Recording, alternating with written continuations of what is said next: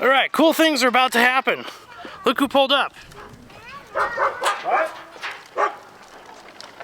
Hi. Here's Jeff. Look how good I am. Oh, and he brought a trailer full of marvelousness. This happens a lot. Jeff pulls up, brings cool stuff. We're heading to Oklahoma to the best damn race. That's right, folks. Heading to Disney, Oklahoma for an Ultra 4 race below the Grand Lake Dam. That's right, a second Grand Lake. Hi! We're excited! And there's my brother Daniel. It's gonna be his inaugural run as co-driver. So, I'm gonna put you away, we'll get set up and head on the road.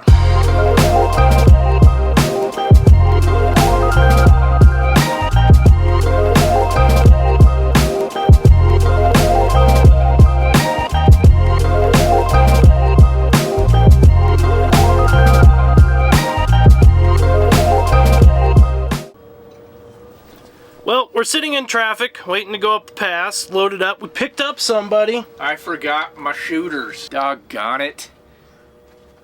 Like your shooters or like your shooters? The second one. I guess he forgot his shooters. I forget your shooters. Anyway, Yeah. so we're gonna head on up the pass once they let us through. Probably top speed of maybe 20-ish. We'll see. You'll hit 25. Maybe. Totes for sure. For sure. All right. Bye. Well, when you're in a motorhome and Taco Bell's lobby's closed, you just got to walk up to the drive-thru like a bunch of idiots. That's what we did. But it's okay, because we got our own toilet. We do. We have a mobile toilet because we're driving a house. Well, we are here. Yes. You can tell because of where we're at. Because of the way it is. We're set up. It's the first day. I didn't do much filming yesterday because I was pretty tired, but we're here. Tired being crabby. You were pretty crabby. That's part of being tired. Anyway, I'm feeling all sorts of hot. It's hot and humid. It's not that hot, it's just humid. And let's see. I don't know if this is gonna show up, but right in there. About 683 bees in the ground. We literally camped in front of a underground bee's nest. So we're gonna run into town, we're gonna get some raid, and we're going to eliminate the threat. That's the plan. Oh, and DeWalt fan for the win.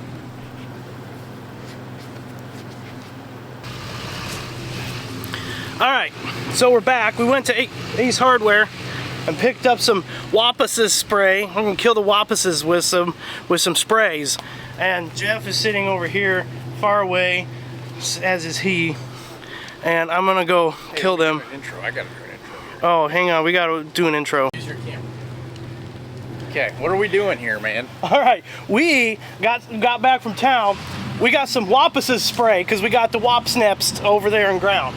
So we're gonna go put this can of death down on down on these And we're gonna Soviets double film this just to catch all the good angles. Okay. All right, so first off we have to do a recon. We're gonna find it. All right, where's the actual hole? All right, I see the actual hole. Let's see. Let's zoom in there. You see the hole? Right there. That's the peanut gallery over here. All right, so yeah, everybody knows. Before you go interior, before you go attack, you gotta test the nozzle. Whoa! All right, we ready? We ready for this?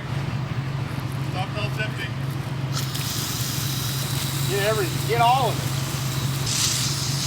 Hey, man. Oh. No, there's a lot left. We're gonna let them. Is there another hole somewhere? There's gotta be. Dude, there's like 300 of them out here. We're gonna just do this, like broadcast spreading it, so that way it'll sprinkle on top of them. It is your area just a little bit. All right, we're gonna save a little bit just in case that didn't work and a second wave arrives. Anyway, coming to you live from Oklahoma and the Wapas Nest. We killed them. Signing off. We had another bad day pre-running, so we got some work to do, but first I have to go get the tire, which is over there.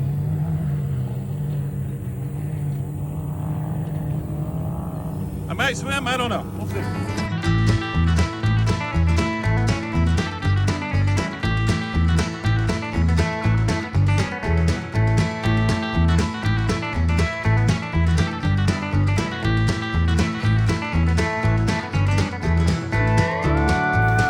All right, you guys. So, in true race car fashion, we are found ourselves in a bit of a predicament. Pickle. A pickle, if you will.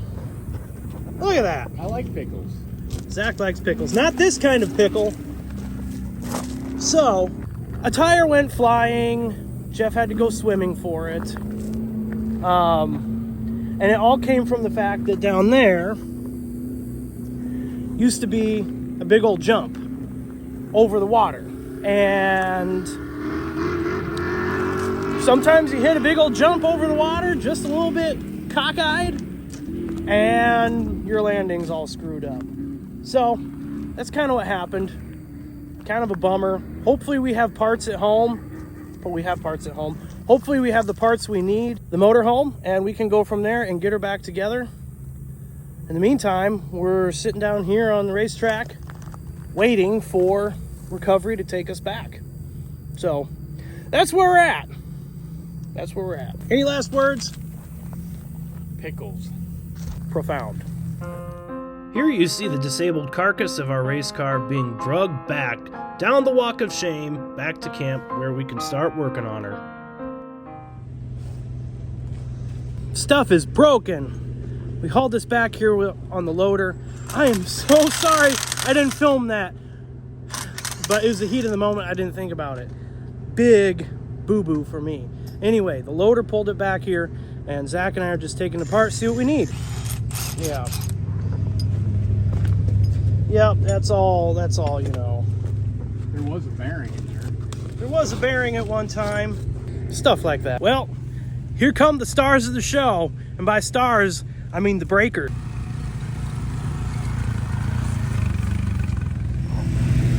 So, we're putting stuff together.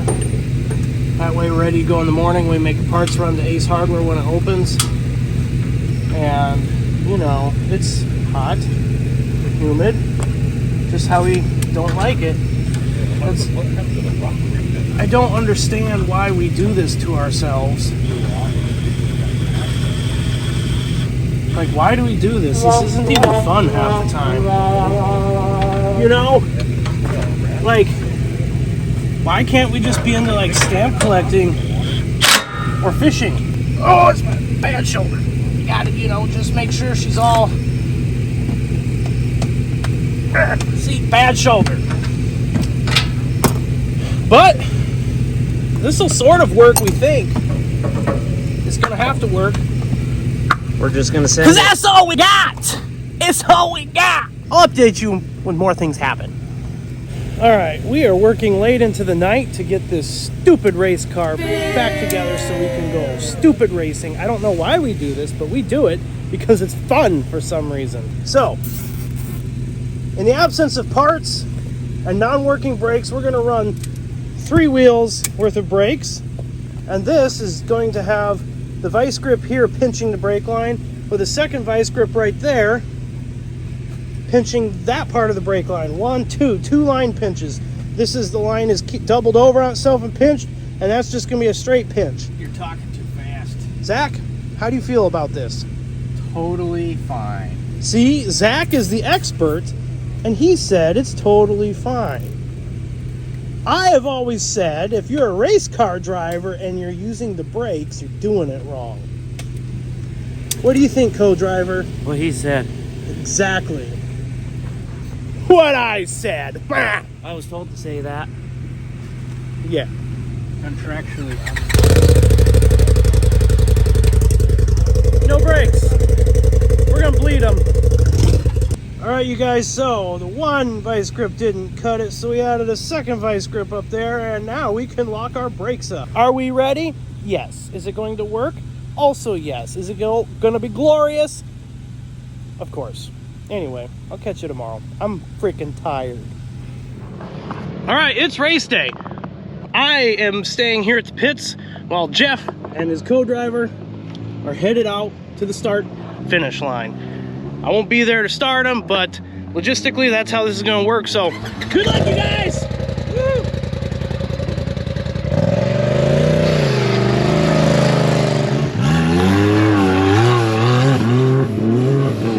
Back to it. All right, Jeff's coming in.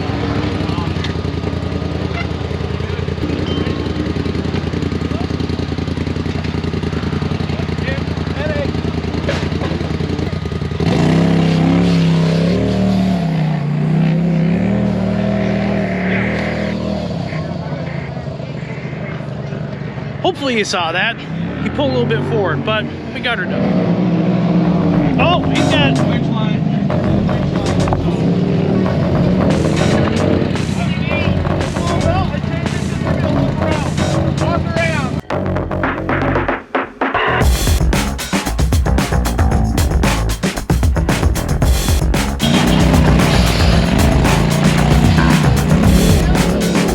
Heck yeah, still on the hunt. I don't know what they're hunting for, but they're still hunting. Well, that's the end of our race. Yep, that was the end of our race. Tie rod end failure led to the old Chevy Stare taking us out. So I'm gonna head back on the Grom. We're gonna do a few things and then I'll come back here and pit for this afternoon's race. So this is not a Grom friendly course. Try and get some footage while we head out. There's Rich. You made it. Hey, I think I got third. He thinks he got third. I don't know.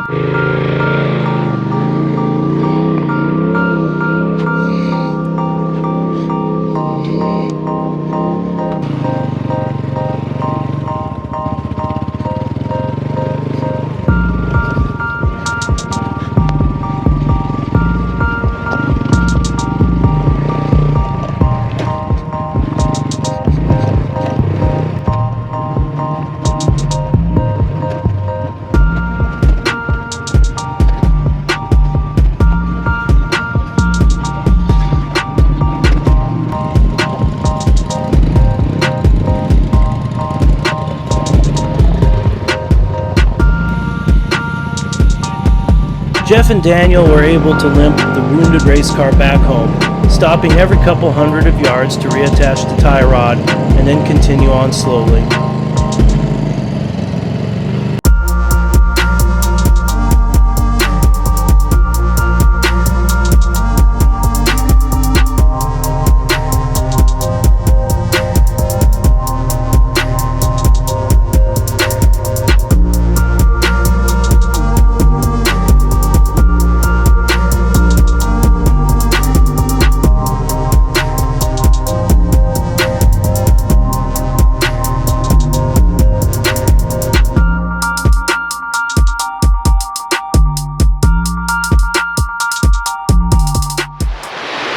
Over here by the pits getting ready for stock class to race. We're pitting for Mick Henson tonight. He's in the stock class Toyota with Rusty Nail Racing. And we're over here below the spillway. Some cool water features.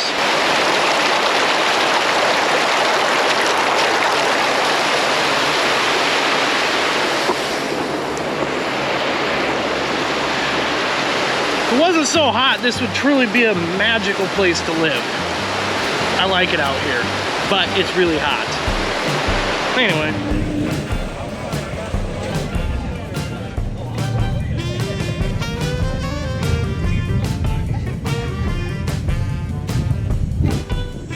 There goes Mick, first lap, looking clean.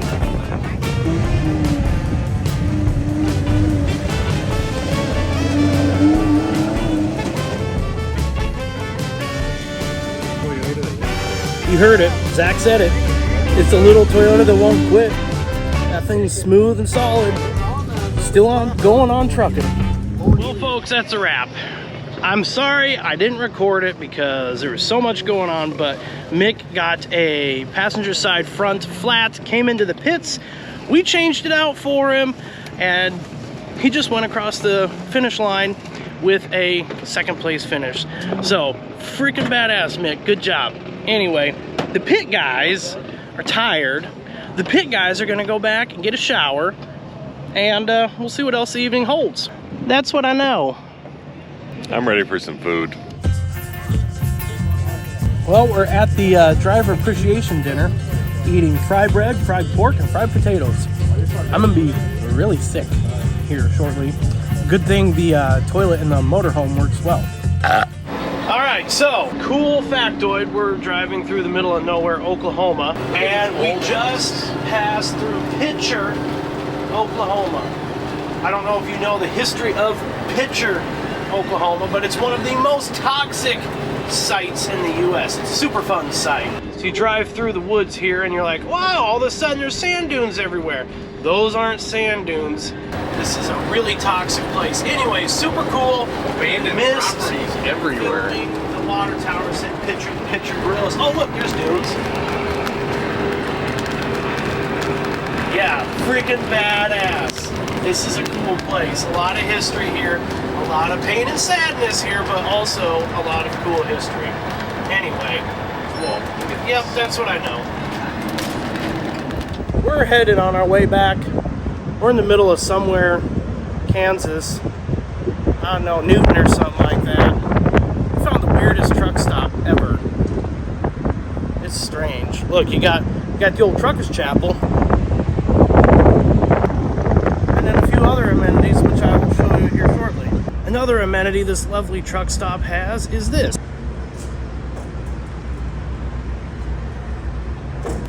Super.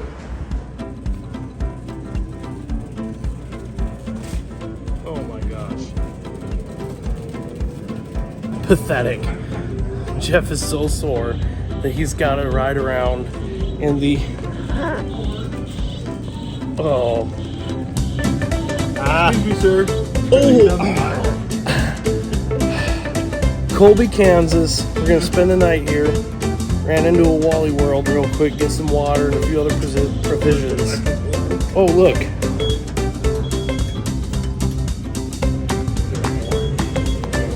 The adventure continues.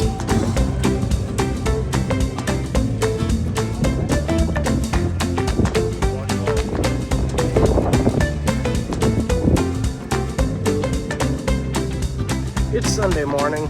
We slept overnight in the Wally World parking lot. Beautiful thing about sleeping in the Walmart parking lot is you can wake up and just go inside and shop. Or use the toilet. Whichever one. Anyway, look, a guy can never go hungry. Besides, plenty of food in dumpsters and whatnot. Look at all this. This is the...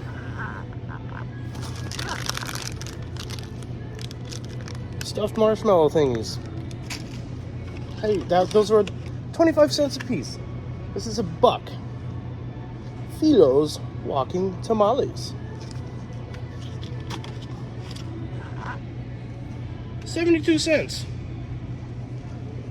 95 cents. $1.11. $1.67. Astronaut bread. $2.24. Deals for days. Never go hungry.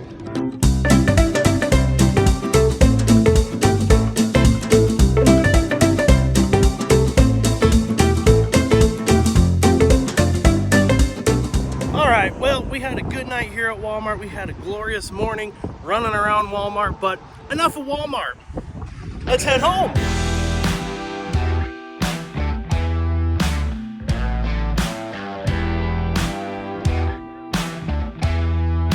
So we're driving along here in eastern Colorado on I-70.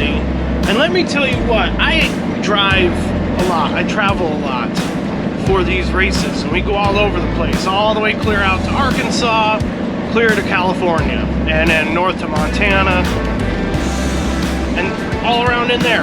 And without, I can say this with authority, that Colorado, bar none, has the absolute worst highways in the United States. Now, granted, maybe there's worse in New Jersey or something like that, but Colorado freaking fails. It's a failed state.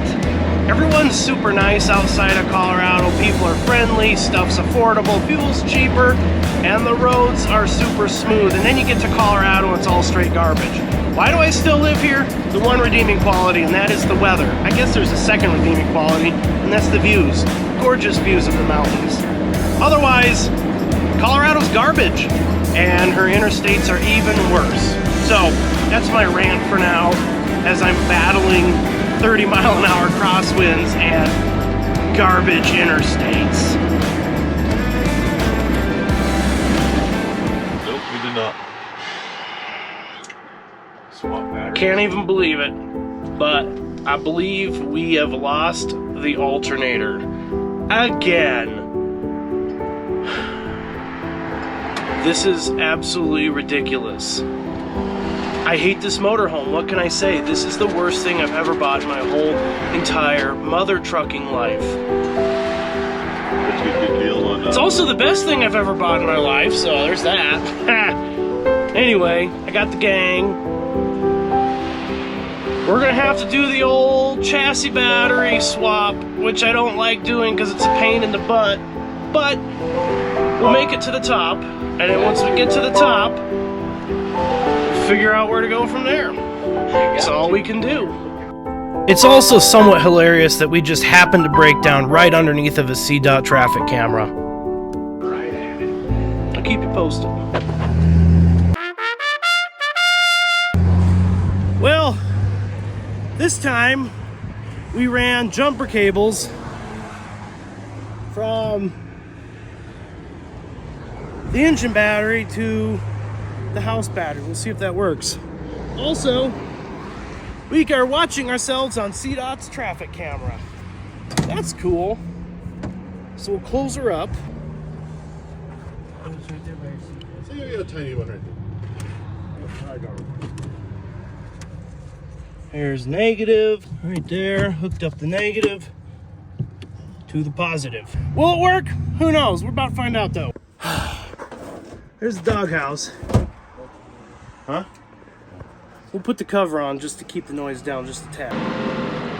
Buy a motorhome, they said. It'll be fun, they said.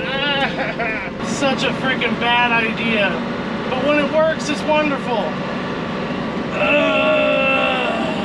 Seems to be working now. Well, we made it down the pass with our little jumper cable dilly-o-do all up in action, working. Don't know what's going on, but made it down, dropped him off. Hey. Bye, Zach. Yep. He had fun. He knows he did in his little heart of hearts. Anyway, we're gonna disconnect the jumper pit cables from inside, go down the road, and continue troubleshooting because now we're not 100% sure if it's the alternator or not. Would you like Harry Potter to put a spell on the camper? But no worries, we've got Harry Potter. He's gonna put a working spell, a protectant spell on the camper. The motorhome will be fine. Boing! So here's what we're doing here. This is we still have the cable run from the motor, and it's running in here. We've got the old fluke, so we can monitor in real time what's going on. That's my job. I'm the battery monitor. And I've got the positive disconnected. And then that way we can see if it runs, and if all of a sudden we start having problems, we just unglove the positive and hook her back up. Well, we made it back home, all in one piece. I think that we determined that it wasn't actually the alternator. We had good power from the alternator. It does have a kind of a earlier generation Allison MH2500 transmission on there, and those Allisons are a lot smarter than that's kind of good for them, I guess. So there's a possibility that we were throwing some sort of code or something like that, and it was going into a limp mode to protect itself. I bought a scanner, an OBD2 real-time scanner, not cheap, to plug it in and scan it. I can watch the Allison transmission, temperature, stuff like that. My stupid wiener dog puppy chewed it up this morning, so I'm a little mad, but anyway, yeah, we're back. I'm just over here doing hot tub maintenance, refilled it. I drained it, refilled it. It's beautiful. Can't wait to sit in it again tonight. Race was fun, getting ready for Lake Havasu. So, in the meantime, I'll see you all around like the proverbial donut.